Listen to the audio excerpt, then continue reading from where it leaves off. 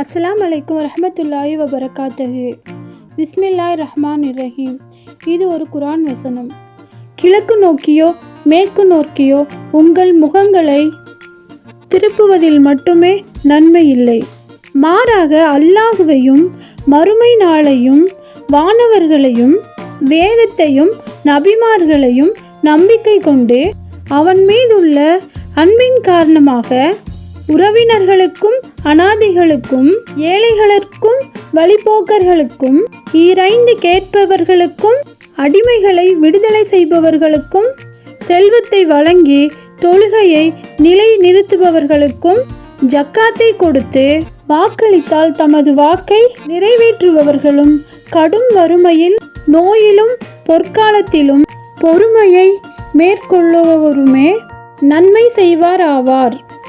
அவர்கள் உண்மையானவர்கள், மேலும் அவர்களே இறையச்சமுடையவர்கள் ஆவார். அல்லாஹ் இந்த குர்ஆனுடைய வசனத்து மூலமாக என்ன சொல்கிறான்னா, நம்ம தொழுதா மட்டும் போதாது, அல்லாஹ் அனுப்பியிருக்கிற இறை தூதரையும் வேதத்தையும் நம்ம உண்மைன்னு நம்ப, இன்னும் அவன் இறை வேதத்தில் என்ன நல்வழிகள் எப்படியெல்லாம் இருக்கணும், இப்படி தான் வாழணும் அப்படிங்கிற முறையெல்லாம் சொல்லியிருக்கான். அதையெல்லாம் நம்ம ஏற்று நடக்கணும். நாம் ஒரு முஸ்லீம், நம்ம தொழுதா மட்டும் போதும், ஓதனா மட்டும் போதும் அப்படின்னு நினைக்கிறவங்களுக்காக தான் இந்த வசனம். குர்ஆனில் சொல்லியிருக்கிற வாழ்க்கை வரைமுறைகளை பின்பற்றினா மட்டும்தான் நாம் ஒரு இஸ்லாமாக இருக்க முடியும், நாம் ஒரு இறை நம்பிக்கையாளனாக இருக்க முடியும்.